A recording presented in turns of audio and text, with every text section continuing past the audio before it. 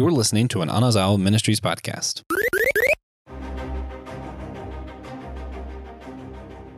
Who controls your strings? Are you a free being, or are we merely puppets on strings? I don't know. I have some ideas. I have some thoughts.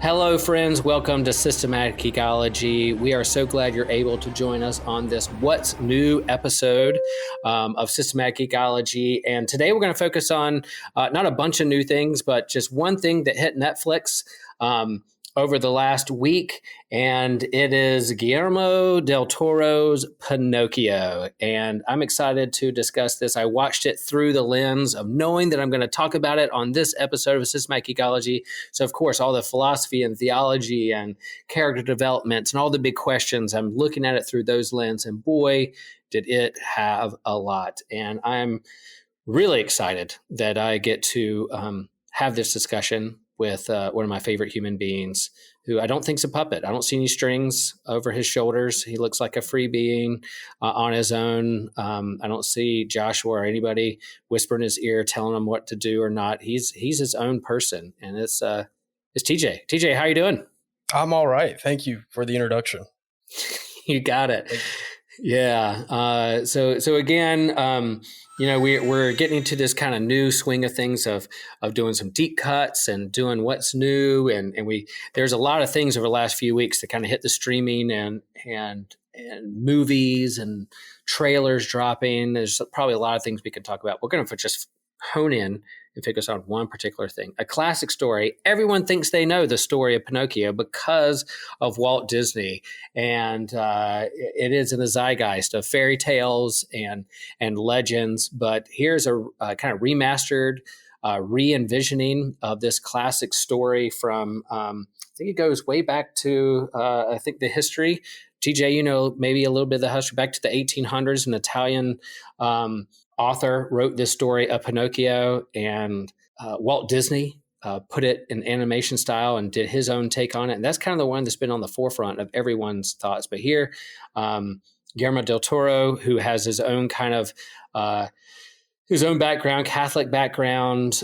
We know him from like Hellboy and Pan's Labyrinth and The Shape of Water. Now this is his take on Pinocchio. And so your initial thoughts, what's your history with Pinocchio and this particular rendition, TJ? I watched Pinocchio as a kid, obviously. And then I got really into, like the old stories that Disney movies were based on at the time when they were just, fairy tales in movies. The original Pinocchio, The Adventures of Pinocchio, was written in 1883 by Carlo Collodi. Or probably Coyote. I'm not sure how to speak Italian. I don't know that much about Italian. I'm not great with English, much less foreign languages. So right. I'm with you. But it's really good. The book and the Disney movie have differences, obviously. And this version of Pinocchio is by far my favorite. Also extremely different from the book. Okay, so did you read the book? You read the book? I read the book a long time ago. Oh, wow. And kind of just like, it's a good book, but the Pinocchio movie's fine. Yeah, so I did not read the book, and I knew it was a book before Walt Disney did it, and then I knew that this was coming out, and Toro's kind of vision and the way he does and story tells and does special effects and leans into characters and monsters and all those things. I was really looking forward to seeing kind of his vision for this, but now I'm kind of piqued. I'm interested in what the book could be, so maybe I'll go back to that and see it's free. What that's all about. You can just look it up and read it because it's 140 years old. Oh yeah, so it's what do you call that? It's just in the public domain. Public domain, yeah. Maybe one day, 140 years from now, Systematic Ecology will be on the public domain. They can take what we've done, do whatever they want with it. Yeah. Who knows? We'll see. Who knows? I might stick around till then. Well, okay. First impressions. When this first came up on the screen and I saw this is like stop animation. It's CGI, but it's also stop animation. Like remember all those classic Christmas, Rudolph and Santa and all those things. Here we have like a stop animation, a whole 2-hour movie. And as I'm watching this, I'm just amazed at the work that was done to make this happen in the flow the way it did. So it was hard for me. Like every few minutes, I'm like, good night. Like a lot of work went into this, was kind of my thoughts. Yeah. Yeah. So they filmed this movie, which is stop motion animation, over 1,000 days. They were filming for 1,000 days on this movie. I believe it. Because stop motion animation is hard. And they had different sized models, and they had to render the effects, all that stuff. And models break, whatever, what have you. But 1,000 days of work, and it is amazing. They used actual wood. I'm pretty sure they used wood for Pinocchio and clay for most of the other characters. But it is gorgeous. And there's like a 30-minute documentary on the behind the scenes of the movie on Netflix too. Oh, which okay. Definitely check it out. There's my recommendation, even though I haven't seen it yet. Thank you for recommending it to me, and I'm definitely gonna do that one, because that's it's quite the feat of human creativity and art. Regardless of what you think of the story or whether you connect with it or not, which I don't see why you wouldn't, because all the big questions that humans have asked over the course of our history of being human and conscious are there in this movie, in this story. But just the artistic expression of the models themselves and how they tell the story is pretty unbelievable. And and it's getting a lot of high praise as well it should be. And then they have some voices we recognize in insane cast. Insane cast. One being, you have the talking cricket. It's not Jiminy, that's Disney, all right. But the talking cricket comes from the book from 1883, and the talking cricket was like, wait, I know that voice. It's Ewan McGregor. It's Obi-Wan himself. He's there as the conscience, as the cricket, the novelist who's going to write a story and who's telling the narrator, the narrator through this thing, this story of telling this story as it unfolds, but also the conscious and entrusted with some responsibility with Pinocchio, and pretty amazing. It's a great job. Who are some of the others that you recognize, TJ? So they used Tom Kenny's voice for Benito Mussolini, which, if you haven't seen the movie yet, by the way, Mussolini's in it, of fascist fame. Christoph Waltz is Count Volpe. Ron Perlman is the Podesta officer. Finn Wolfhard from Stranger Things is his son, Candlewick. Tilda Swinton plays the wood sprite that brings Pinocchio to life. It's insane. Kate Blanchett is the baboon. Really? Kate Blanchett is the baboon. Oh my! Yeah, it is insane, and that's pretty much everybody. I think there are a couple more that I don't quite remember. Yeah, but and I just I'm not going to bury the lead here. Like, yeah, it is fantastic. I love it. I recommend it to you. It's not necessarily like a little kid's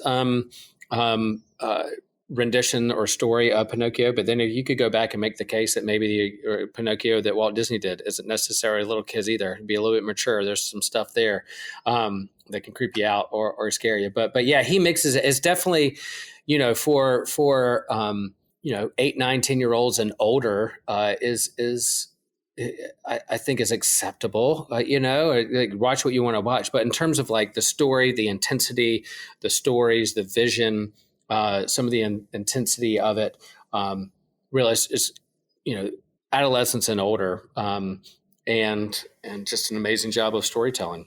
This is by far my favorite version of Pinocchio.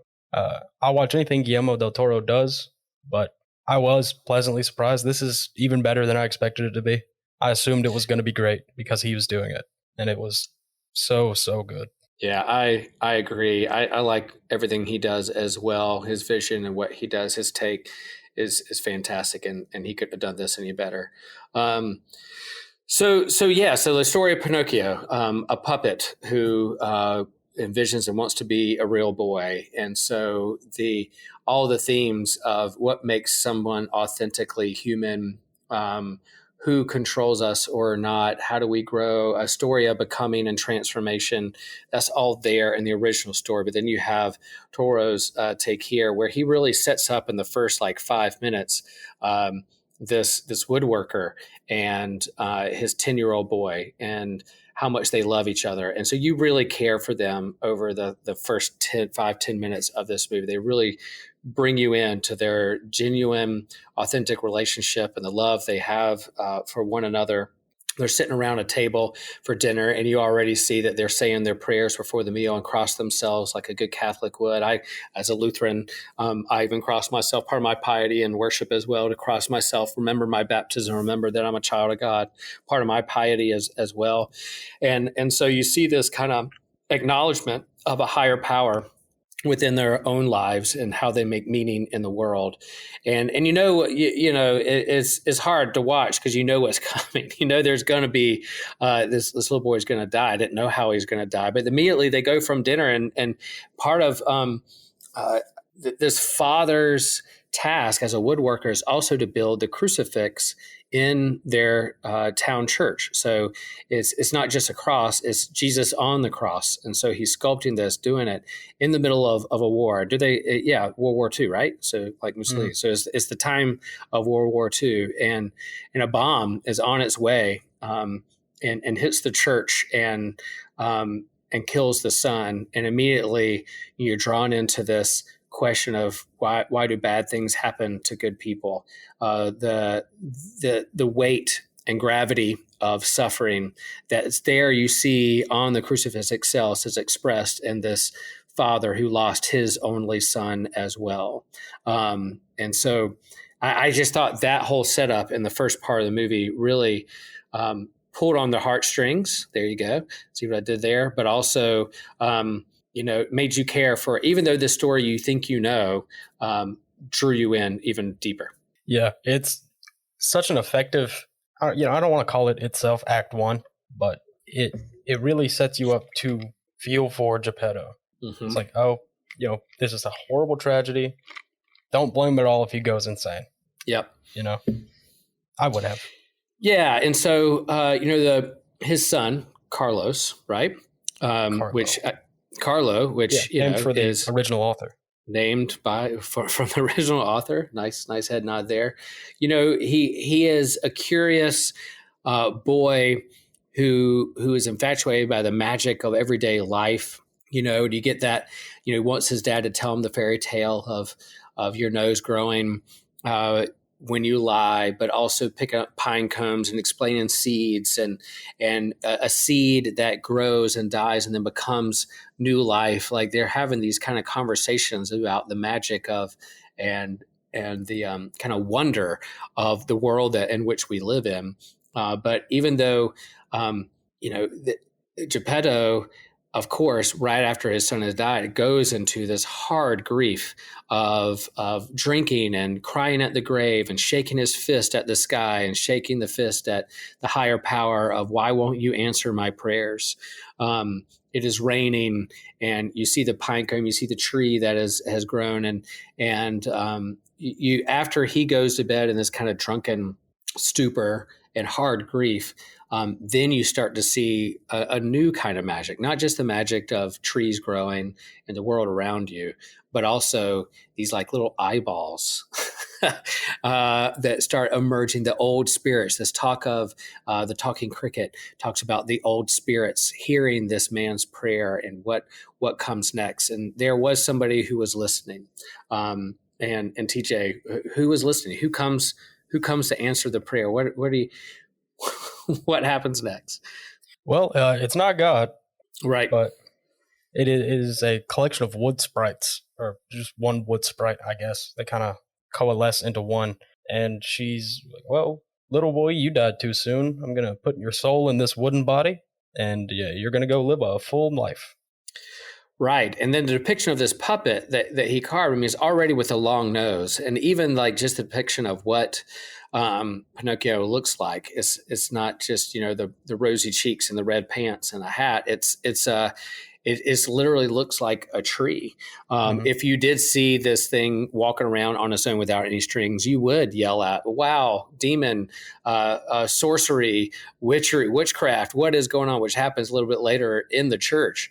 But yeah, this guardian that comes and hears this father's plea, Geppetto's plea, says, cares for the forgotten things. and if you ever see like a biblical, those memes of what a biblical depiction of what an angel really looks like, of like a lot of wings with a lot of eyeballs, and yeah, of course, Mary is scared. Of course, anybody who encounters an angel in the Bible are like super scared. Do not be afraid. What are you talking about? You look super freaky if you look at like the literal depiction of what an angel would look like. And so I do think it's not God, but this guardian has eyes on their wings, and there's this kind of biblical depiction of what an angel or messenger would actually look like.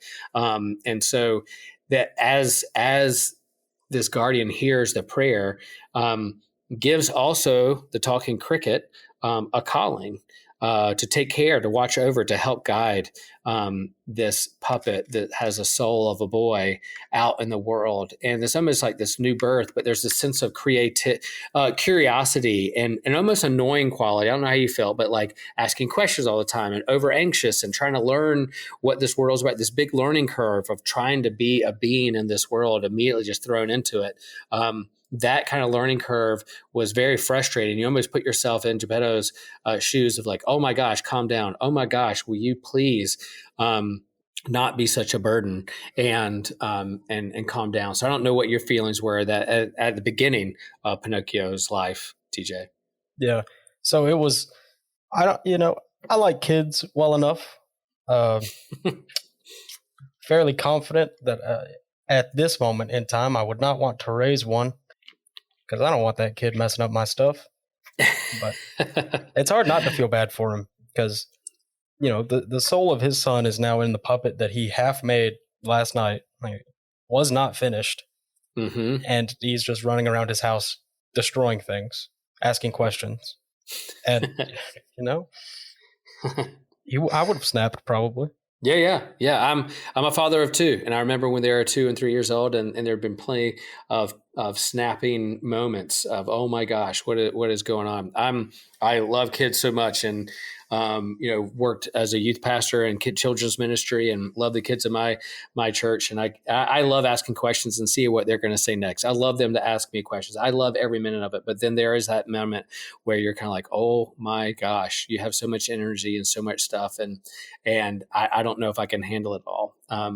So yeah, there's that sense of frustration of, you feel that, and then going out into the world, trying to learn what it's about. He's entrusted with this boy. The prayer was answered, but not necessarily the way that he wanted it to be. Yeah. And then they have to deal with, the small Italian town in the 1930s, seeing a walking, talking wooden thing. I'm surprised they didn't kill him. Oh, they tried. Right. They tried. They tried. Well, and this is kind of the second act, right? Like you move into that, the learning curve. What's a fish out of water? What's next? Are they going to, where's this growth going to be? Is he going to be rejected? He's almost like this Frankenstein-like creature where the townspeople don't want anything to do with it. But the irony is that he even looks up. At one point, Pinocchio looks at this wooden man up on a cross and going, why do they love him, but not me? So again, that othering, it lifts up these themes of othering people that you aren't familiar with or make you feel uncomfortable. And so, yeah, good question. Why do you love and gather in a church saying prayers to and singing songs to a man on a wooden man on a cross, but rather you have this real live wooden puppet all around? Why is that different? Well, maybe the man on the wooden cross doesn't talk back to you or jump all over the place or question or ask you questions in different ways that man on the cross does, but not particularly literally. And so yeah, you're made to feel uncomfortable about this puppet runner all over the place.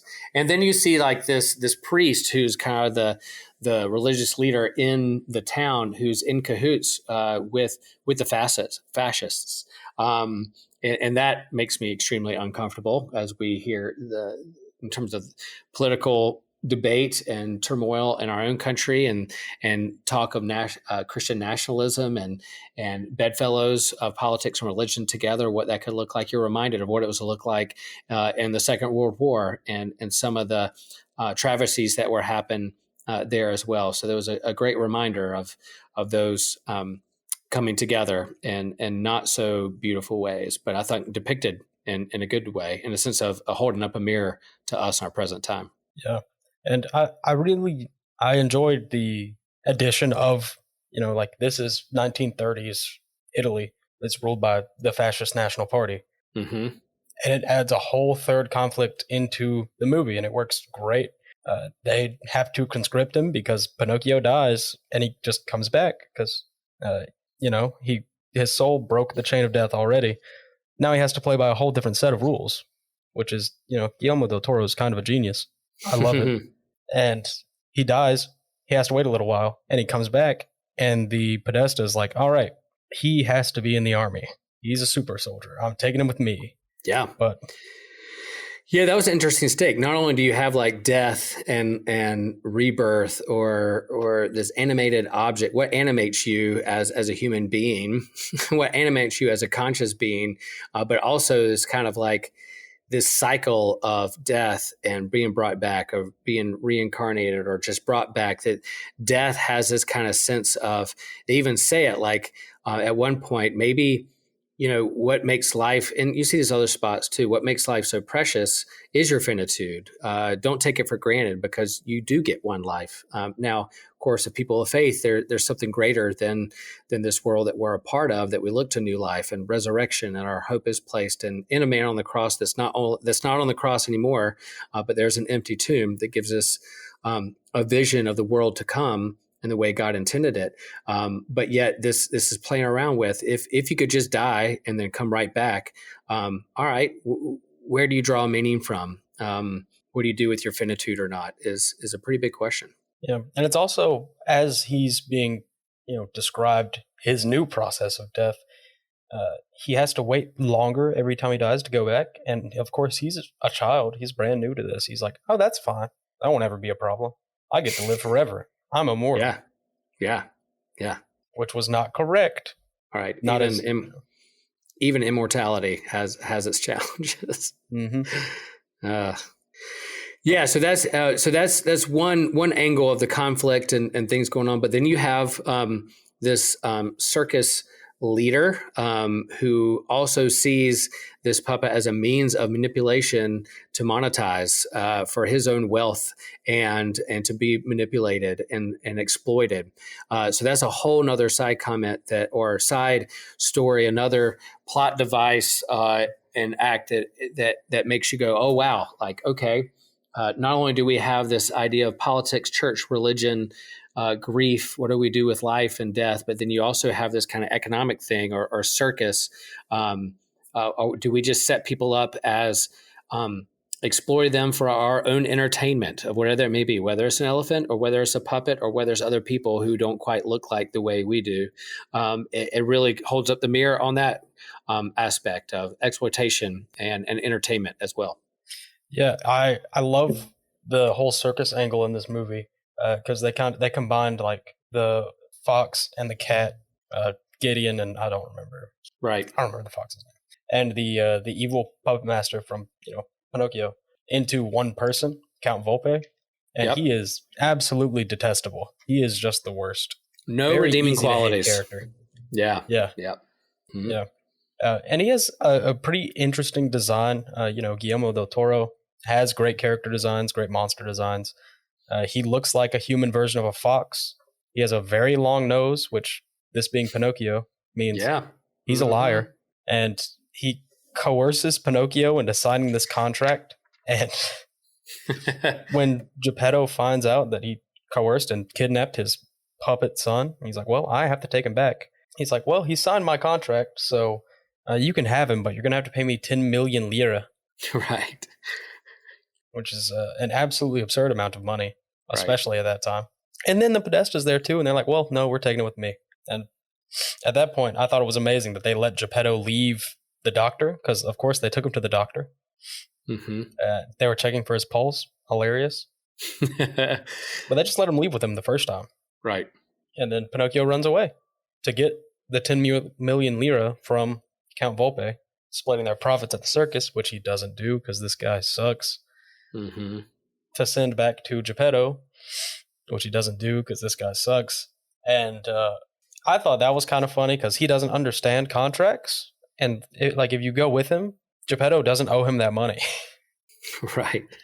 That's that part of the contract is void now because you're honoring the contract. But yeah, it's almost so. Yeah, like he doesn't go to school. He's lured away from school and learning and trying to have a normal life into the circus, but he learns along the way. So you do see this character development and this transformation of becoming and understanding what relationships are and not being a spoiled brat, but also like what is authentic love? Who cares for me? Who's not? And he learns along the way. Yeah, his nose is already long when he created, but when he tells lie, it literally grows into a tree with branches and acorns and leaves, and so there are those moments of lying that are moving and special and a part of the plot as well. So it's again like what builds the question: what builds authentic, real relationships? And as honesty, it's trust. It's love. It's friendship. It's shared experiences with one another. But what animates you as a person, as a human being, is trust, and you can't trust. You can't be friends or close to someone if you can't trust them. If what they're saying is a lie, and so that is built into the story along the way at poignant moments that I think is pretty special. Yeah, and Pinocchio shows that to him, like everything is forgivable. He befriends Spazzatura, the Kate Blanchett monkey, and Candlewick, the Podesta's son. Mm-hmm. Like it's nothing, like they both hated him, and eventually he's too positive and he cares too much to let them not be friends. Yeah, and it's really impactful when bad things happen to those characters. Yeah, and you get at one point you even beginning of the movie you see a crucifix of a wooden Christ nailed to a cross, and a little bit later on here you have this circus leader manipulation bad dude who literally puts Pinocchio up on a T on a wooden. It's not necessarily the cross, but it's cross. It's a T. It's strapped and getting ready to be burned at the stake. But the mirror image of Pinocchio up on a cross to the Christ earlier, and seeing what that sacrifice would mean to others and the impact it would have to others in the story is an imagery that's real and in your face. They don't beat around the bush. That he knew exactly what he was doing when he put that image on the screen. Mm-hmm. Yeah, it's just an amazing filmmaker. Amazing. I was so glad when they uncanceled this movie and Netflix bought the rights. Right. Because, he announced it in 2017, and that same year they're like, oh, yeah, it got canceled. Oh, well. But it's back, and it's amazing. It's so good. Yep. You get more kind of the hero's journey, or, in terms of the Pilgrim's Progress, or even kind of the Hobbit there and back again, Lord of the Rings, traveling together with friends and learning and counting monsters along the way and having that shape your relationship with one another. All those kind of images are there, and you even get a big fish, a big whale that swallows them, and they discover Geppetto and have to escape again. So again, a biblical story of Jonah and the whale there in the midst of it. And I don't know if that's part of the original book as well. Is that part of the book, TJ? I think it was. Yeah. I'm going to reread it. It wasn't that bad. We didn't do our research with that. I don't know this part of the book, but it's definitely part of the that was in the Disney movie, right? Yeah. And it shows up here, and man, this big fish, whale, whatever is scary. It's a monster. It's not just your friendly neighborhood whale spurting water out its blowhole. It is a scary sea monster that you don't want to be a part of. But yet that, again, if you're death and resurrection, being buried, raised to new life. Jesus even uses Jonah and the whale as an image for his own resurrection. As Jonah was in the belly of the whale for 3 days and emerged to new life, so I will be. Here again, you have this death, this swallowing, buried in the belly of a monster and emerging out to a new life together, which is, I think, pretty special and magical way to share the story. Yeah. And It really is terrifying. It's just a massive dogfish, and it's like skins are made out of rocks and stuff. Yeah. Like Yeah. it is a ship swallowing sized fish. They swallow the entire boat that Geppetto is on, and once he's in there, you see that he's also swallowed a lighthouse, Yeah. which Yeah. they later used to escape by turning Pinocchio's nose into a tree, like a full-sized pine tree. Oh, that was so powerful because he starts lying. The line he's saying is like, I don't love you. I don't want to be a part of your family. I don't. The lie is a reverse sign of love. And it's just so powerful that his line of, I hate you. I don't love you. I don't want to be a part of this. And his nose keeps growing into a tree that emerges. So powerful, that kind of reverse lie to escape, but also an expression of love. And again, trees are a big part of the Bible, the tree of life. Then you have the tree of the cross. Then you have a new tree there at Revelation with the fruits of healing for the nations of the world. Trees are pretty biblical. And here you have this puppet carved out of a tree from the pine cone that was planted by this dead son, but then also the nose of these reverse lie expressing love growing out. I mean, it's all there. It's so powerful and so good and so layered. Yeah, the climax. I would consider everything from like the bombing of the police camp to Geppetto and Pinocchio washing up on the beach as the climax. It's just a really long climax. Right. Yep. It's amazing. Mm-hmm. It's incredible. I've said that a lot, but I'm probably going to say it a couple more times. Yeah, you're entitled. You have permission. And there at the beginning, the talking cricket, who's been narrating and provides some little comic relief following along the way. There's not much comic relief, but he provides a little bit of it. But he was granted at the beginning of the movie one wish, and so it's like, oh, I know what's going to happen with that one wish. This Pinocchio is going to be turned into a real boy, but that's not the twist. That's not what happens. Again, spoiler: if you're listening to this and you haven't seen this, sorry, you've gotten this far.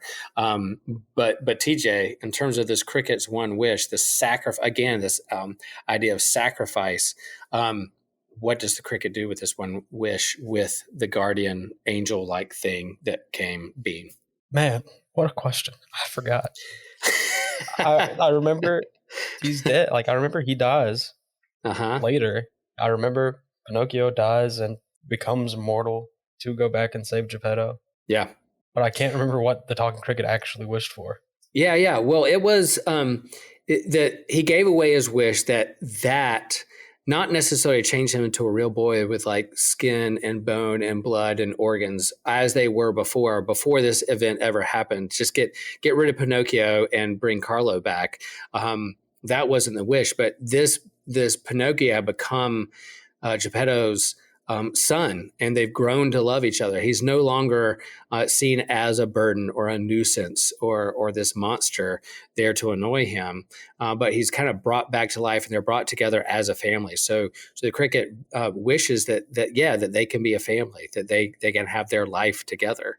And you would think that they would like wish, oh, he can have his son back now, and they can, but no, only to die and go through that again. But there is a sense of mortality that is brought upon, but not to a real boy, but just to be a family together as they are and what they've grown and lived through. That those experiences, those mistakes shape them along the way. And it doesn't nullify all those things, but really it's what brought them together. It's what bonded them together. The part of their authentic relationship where they trust one another is what they've been through, and the cricket is a part of that, and uses that wish to further along that bond and relationship.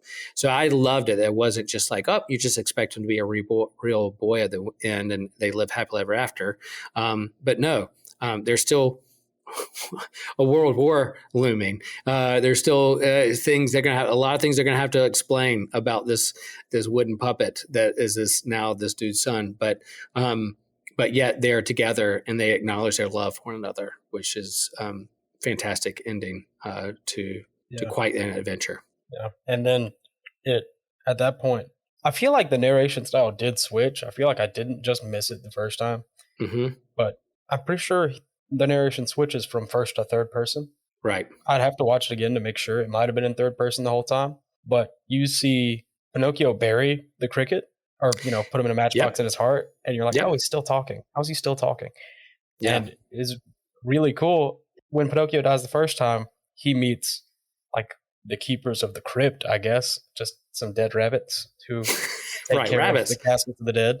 Yeah. Yeah. And Jiminy's just playing poker with him. Yeah, the whole time. They're playing poker. Yeah, the cricket eventually dies. He's not immortal, but I think that also the narration shift that he shifts to his novel and his book and the story that he's written. So you're almost like reading the story that he's already written for this relationship. So you're sad. The talking cricket has died and moved on. Obi-Wan, no. Ewan, no. But then you see him in this kind of afterlife holding pattern world where he's talking with the keepers of the crypt, which these rabbits that like to play card games. That's fun. Yeah. I really like that small detail. It's like, yeah, he's dead, but he's not that dead. Yeah. So, all right. We've gone through surely not all of it. Go back and watch it yourself. And I'm going to go back and watch it again just for the details of the actual storytelling and the craft and artistry that's been created for us in this. But TJ, as we wrap this thing up, what is your rankings? What are you going to rank this thing out of 1 to 10? 9.9. Yeah. 9. Like that. I don't think there is a perfect movie, but this one is really close. I'm with you. Yeah, I'll give it a strong 9. Like it is such a magical feat and great storytelling, and hopefully it'll become a legend in and of itself in telling this story. And I plan to go back and watch it. And now you've given me the recommendation to go watch. Is that connected to the after the movie itself, like post credits, or is it a whole different like thing to look up?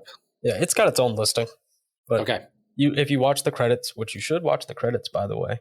Oh yeah, part of it.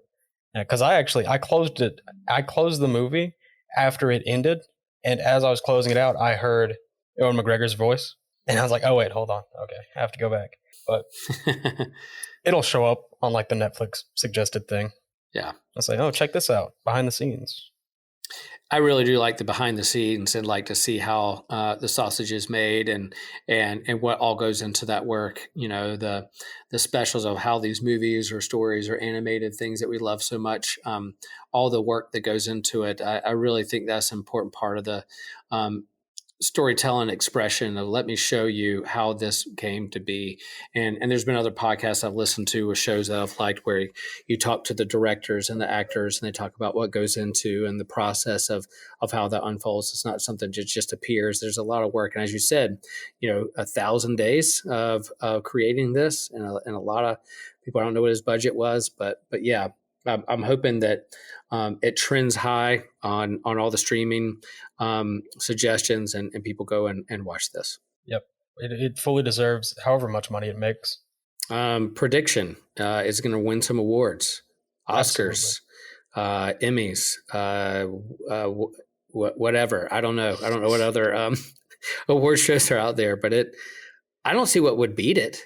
Like there's some good animated stuff out there, but man, it's going to win something. Oh, for sure. It's already the longest stop motion film ever made. Mm-hmm. So it's going to win something. Yeah, there was a moment and good in that first act where I paused it and then saw that there was like an hour and 45 minutes left. I was like, oh boy, we're in for a long ride here. Yeah, it's so good. All of it's good. Yep. Well, there you go. Glowing endorsement from TJ and Will. And thank you all for listening. We hope that you'll continue to listen. Go and hunt us down on our social media, our website. If there are topics or themes that you want to see lifted up, share with us. As we close this year and enter to a new one, we have some really great episodes lined up on the schedule, and we're going to be geeking out super hard with you all. But if there's anything we missed, anything that you want to see us do, let us know. And then if you have thoughts about this particular movie, if any themes or powerful images that we missed, let us know, and we'll be happy to express that and share it with our community. We're super appreciative of our community. Hit us up on Patreon. Help us keep the lights on. Help us keep this thing going. We appreciate all of you. And remember, we are a chosen people, a geekdom of priests.